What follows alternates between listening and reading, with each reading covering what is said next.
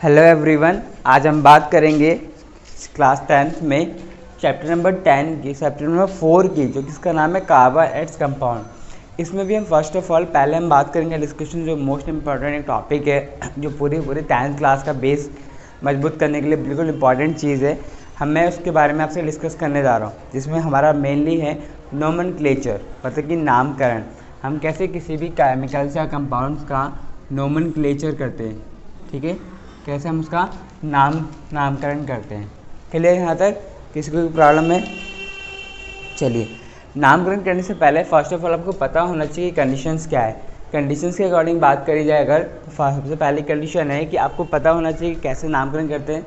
नामकरण के लिए बेसिक कॉन्सेप्ट जो है वो ये है कि आपको चेक करना होगा कि किसी भी एलिमेंट में कितने कार्बन्स है, ठीक है, क्योंकि हमारे चैप्टर का नाम भी यहाँ पे कार्बन एंड कंपाउंड से। आई थिंक आपकी बुक में 6 से 7 तक डिटेल दी गई है।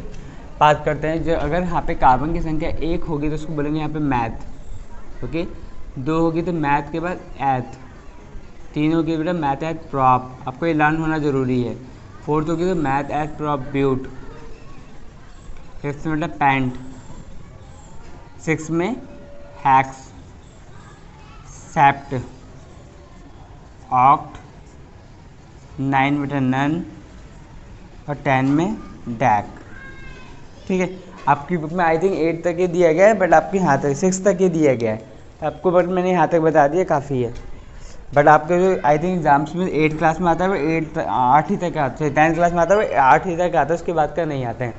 अब बोलेगा कि कार्बन की संख्या 1 है तो उसको बोलेंगे मैथ, ठीक है।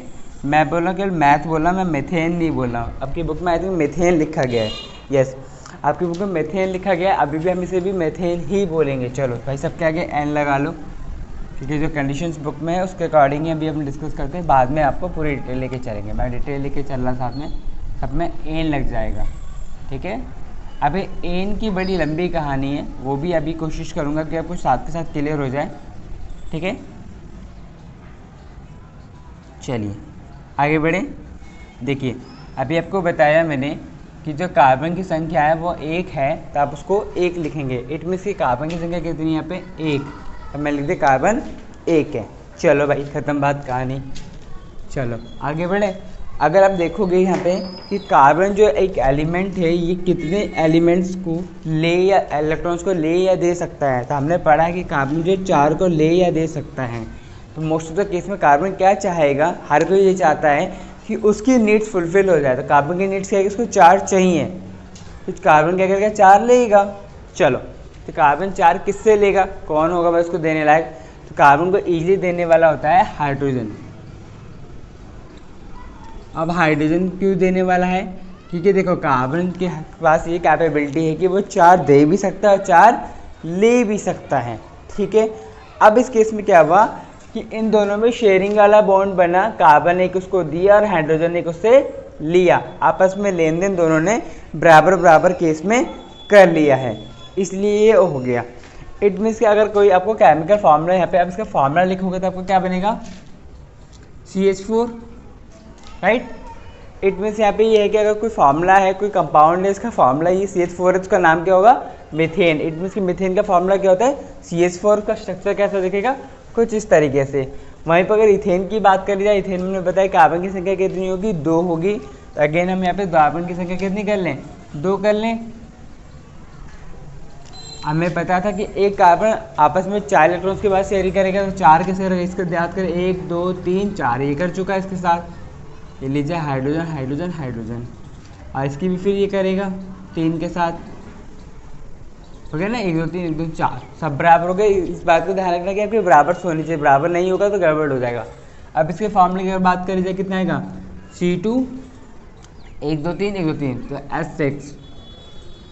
कुछ नज़र आया आपको? चलो, और नज़र आएगा बाद में। प्रोपेन की बात करते हैं, कार्बन कितना होगा, 3 1 2 3, तो हाइड्रोजन कितने बैंड होंगे, 1 2 3 1 2 1 2 3, राइट।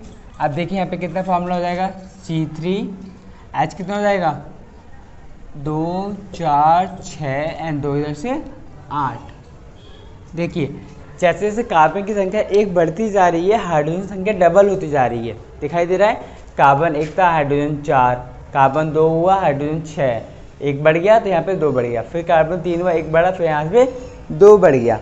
Right everyone. तो हम ये बोल सकते हैं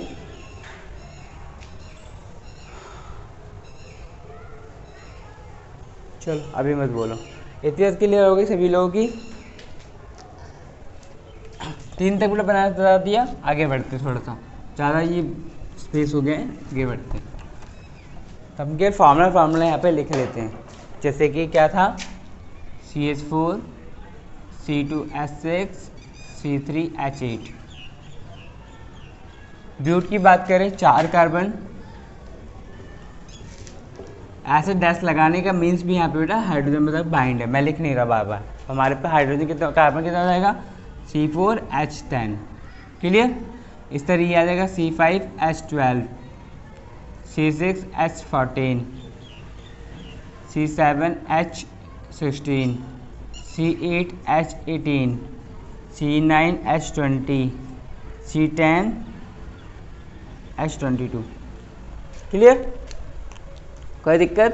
कार्बन हाइड्रोजन कितने कितने होंगे, देखिए 10 वाला चाहे तो आप करके मैं आपको दिखा देता हूँ अभी।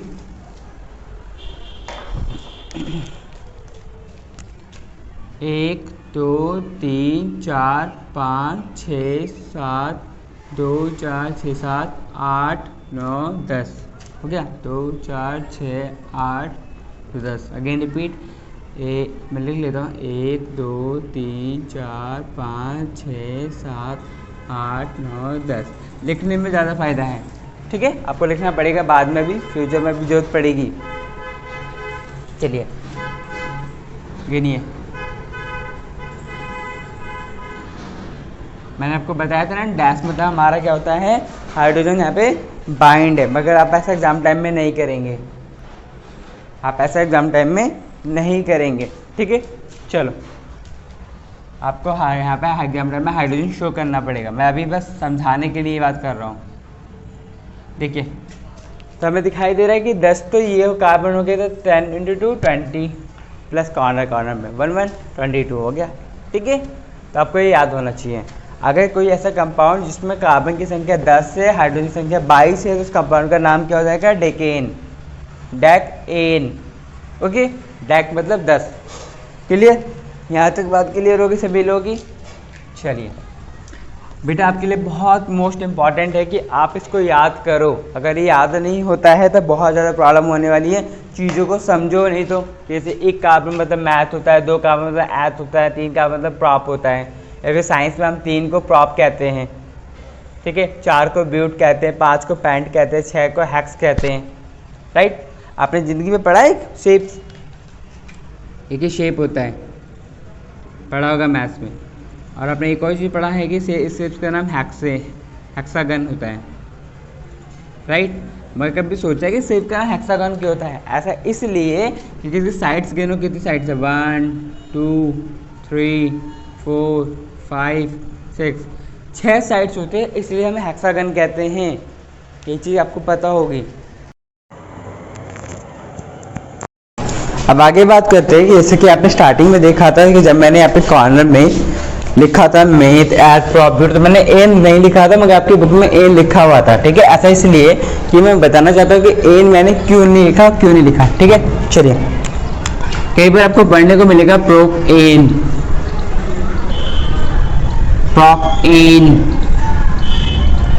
Prop ion. देखिए तीनों में तो प्रॉप है, बट एन इन आयन क्या है, इस कॉन्सेप्ट को थोड़ा सा क्लियर कीजिए। प्रॉप मतलब अपने आपको समझा कि 3 कार्बन की संख्या होगी तो हमारा प्रॉप कहलाएगा, इतनी बात क्लियर। मगर ये एन इन आयन कुछ होता है, ये आपके कॉन्सेप्ट को थोड़ा सा खराब करने की कोशिश करेंगे, हम आपको ठीक करेंगे। चलो हमने पढ़ा कि कार्बन की संख्या प्रॉप है, फार्मूला क्या था, डैश का मतलब हाइड्रोजन, ठीक है, पानी, मतलब कि फार्मूला कितना होता है, C3H8, और इन का फार्मूला होता है C3H7, और आयन का फार्मूला होता है C3H6। अब देखिए इसमें बाइंडिंग कीजिए,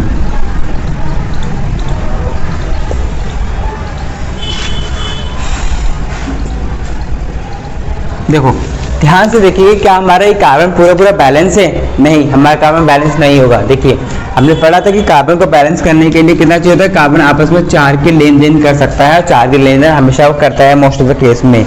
चलिए नहीं करेगा तो अनबैलेंस रहेगा, वो प्रॉब्लम करता है बाद में फॉर्मूले बनने में, स्ट्रक्चर बनने में, फिर प्लस कंपाउंड बनने में, मेनली कंपाउंड बनने में। चलिए कार्बन देखिए कितना है? 1 2 3 4 से का मतलब बैलेंस है, 1 2 3 4 बैलेंस है, 1 2 3 4 बैलेंस है, ये बन है, प्रोपेन बन गया। प्रोपेन की बात करें 1 2 3 4 1 2 3 4 1 2 3, ये अनबैलेंस हुआ, तो 3 अनबैलेंस्ड हुआ ना ये वाला कार्बन। इसको बैलेंस कैसे करेंगे?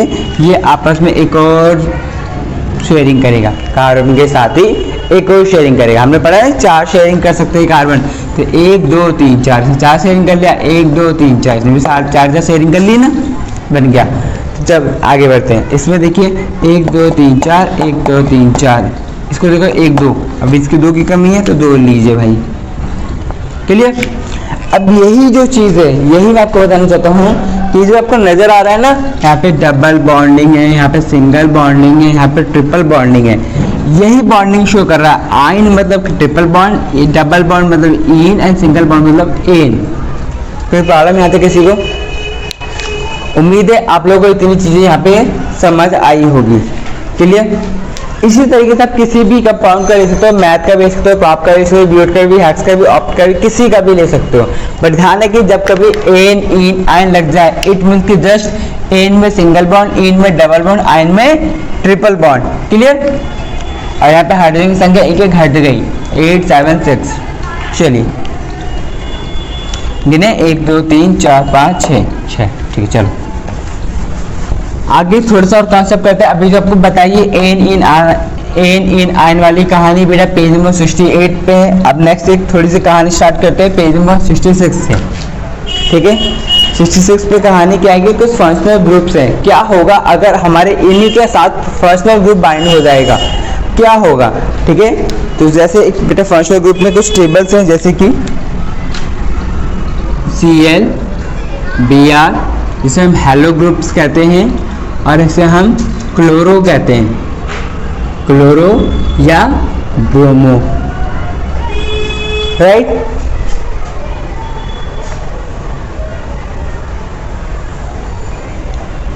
चलिए आगे की बात करें सेकंड की। अल्कोहल, इस केस में लेते हैं अल्कोहल। अल्कोहल के केस में क्या आएगा? OL लगेगा, बाइंड होगा, और क्लोरो के केस में मतलब Cl बाइंड होगा, एंड Br के केस में Br बाइंड होगा, ओके। बाइंडिंग अभी समझाऊंगा बाइंडिंग क्या होती है। नेक्स्ट है यहाँ पे एल्डिहाइड, मोस्ट इंपॉर्टेंट, बड़ा प्रॉब्लम करता है ये एल्डिहाइड। एल्डिहाइड कैसे बाइंड होगा? यहाँ पे कार्बन के साथ हाइड्रोजन बाइंड होगा, एंड डबल बॉन्ड के साथ ऑक्सीजन बाइंड होगा, क्लियर। ये हमारा क्या रहेगा? एल्डिहाइड। नेक्स्ट है कीटोन। कीटोन के केस में देखिए क्या क्या बाइंड होता है, यहाँ पे C डबल बॉन्ड के साथ O बाइंड होगा, ठीक है। हमारा कार्बन यहाँ पे बैलेंस आपको नजर आएगा। चलिए नेक्स्ट एंड लास्ट, इस स्टेप आपके बुक के अकॉर्डिंग कार्बोक्सिलिक एसिड या फिर ग्रुप, कुछ भी लिखा होगा, क्या लिखा है आपकी बुक में? एसिड ही लिखा है। चलो देखिए बैलेंस हो गया ये भी। चलो एक क्वेश्चन यहाँ पे बहुत छोटा सा है कि कार्बोक्सिलिक होता क्या है? आपको पता है कार्बोक्सिलिक एसिड कहाँ पाया जाता है? हमारे टमाटो में, जो आप लोग डेली खाते हो। चलो ये कुछ फंक्शनल ग्रुप्स है जो आपको लर्न होना, ये भी मोस्ट इंपॉर्टेंट है, तब भी आपका कुछ हो पाएगा। भला मेरे डस्टर बेटा खो गया, चलो मिल जाए। इतनी बात की जाएगी कि अगर किसी भी फंक्शनल ग्रुप में ओल लगेगा, जैसे बोला जाए आपसे, अभी मतलब प्रॉप की बात करते हैं, प्रॉप की बात करते हैं, अगर बोला जाए प्रोपेनल, सॉरी प्रोपेनॉल, ठीक है, प्रोपेनॉल, ठीक है। एथियत क्लियर है? प्रोपेनॉल, या फिर और भी आपको बताता हूँ, ये एसिड याद करने के बाद आ जाइए, सफिक्स आपको याद करना पड़ेगा, ठीक है। प्रोपेनॉल की कहानी देखते हैं, आ जाओ। जैसे आपके वेटेज में देख सकते हैं आप बुक में भी, थर्ड पोजीशन में पेज 68 पे इसका फॉर्मूला कैसे बनेगा। देखिए हमने पढ़ा कि प्रॉपर मतलब 3 कार्बन 1 2 3, ठीक है। डैश के अंदर हाइड्रोजन हो गया एंड यहाँ पे एक ऑक्सीजन। ऑल मतलब अल्कोहल, तो अल्कोहल का फंक्शनल ग्रुप का पहचान क्या थी OL, तो हमने यहाँ पे OL बाइंड कर दिया। नजर आ रहा है सभी को, ये लो OL बाइंड हो गया। अब आप इसे लिख सकते हैं यहाँ पे प्रोपेनॉल। क्लियर, कोई दिक्कत? आगे बढ़े। देखो इसी केस में अगर हम एल्डिहाइड को लेकर चलते हैं फिर से, ये आपको फंक्शनल ग्रुप याद रखना पड़ेगा हर बार, रफ करके गलती करी। और यहाँ पे ओल की जगह लिख के आ जाए एल, प्रोपेनल नेल AL, ठीक है। AL हम किसके लिए यूज करते हैं, एल्डिहाइड के लिए। लास्ट में ये हमारा सफिक्स होता है, सफिक्स मतलब जो बाद में लगेगा, ठीक है। चलिए आगे बात करें AL के केस में, एल्डिहाइड के केस में, कार्बन की प्रोपेनल के केस में एल्डिहाइड 1 2 3। देखिए क्या था एल्डिहाइड का फॉर्मूला, एक कार्बन के साथ एक हाइड्रोजन बाइंड होगा और डबल बॉन्ड के साथ ऑक्सीजन, हमारा हो गया प्रोपेनल, ठीक है। और ये हमें कहाँ से मिला था स्ट्रक्चर, देखो एल्डिहाइड मतलब किसके अंदर क्या प्रेजेंट है, एल्डिहाइड प्रेजेंट है। इतनी बात क्लियर। वहीं पे आगे बढ़े इसी तरह कीटोन, कीटोन के लिए क्या होगा हमारे पास ओन, कीटोन ONE लगेगा। एक बार हम दोबारा बेटा बुक से मैं कंफर्म कर लेता हूँ, यस सफिक्स में ऑन लगेगा। इसे यहाँ से रफ करेंगे, देखिए हर बार स्पेलिंग वही रहेगी और एंड वाला चेंज होगा और यहाँ पे फॉर्मूला इसका चेंज हो जाएगा। तो हाइड्रोजन बाइंड है ही, ऑक्सीजन बाइंड है ही, तो बेटा 2 3 4 बाइंड रहेगा। दोनों केस में चेंजेस क्या होगा आपके लिए,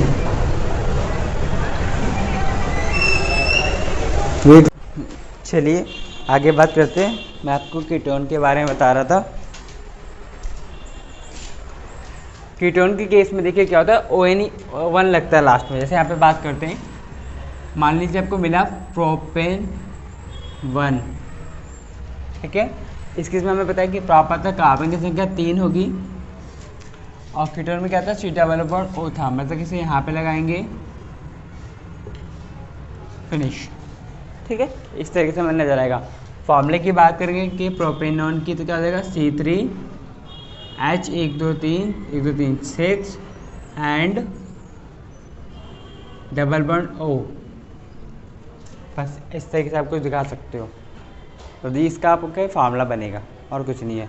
C3O बस इतना भी लिख सकते हो, ठीक है। आप फिर इसको बैलेंसिंग जब करोगे, बॉन्डिंग करोगे स्ट्रक्चर में, तो आपको डबल बॉन्ड नज़र आ जाएगा। चलिए अब बात करते हैं कार्बोक्सिलिक एसिड। इसका फॉर्मूला तो ऑइक एसिड। अगर मान लीजिए प्रोपेनोइक एसिड मिलेगा तो यहाँ पे लास्ट में ऑइक प्लस एसिड लिखना कंपलसरी होगा, क्योंकि एक प्रकार का ये एसिड है। इस केस में फॉर्मूला क्या लिखेंगे, CCC कार्बन OH, जिसका फॉर्मूला है हमने एल्डिहाइड लिख दिया। अब इसे चेक करेंगे तो आपको किस बैलेंस मिलेगा। Clear, 1 2 3 4 1 2 3 4 1 2 3 4 done. ये नोमेनक्लेचर में आपको मोस्ट इंपॉर्टेंट है कि आप किस तरीके से इसका नेमिंग करते हैं। आपको नोमेनक्लेचर के लिए ये 3 पॉइंट आपको समझना बहुत इंपॉर्टेंट था, जो मैंने आपको समझा दिया है। जिसको प्रॉब्लम हो साथ के साथ एक आप काम करेंगे, क्या काम करेंगे, लिखते हुए याद करिए, आपके लिए ज़्यादा बेटर रहेगा। आई थिंक मेरा एक छूट गया यहाँ पे क्लोरोबेंजीन वाला, वो मैं आपको अभी से एक्सप्लेनेशन करता हूँ। क्लोरो वाला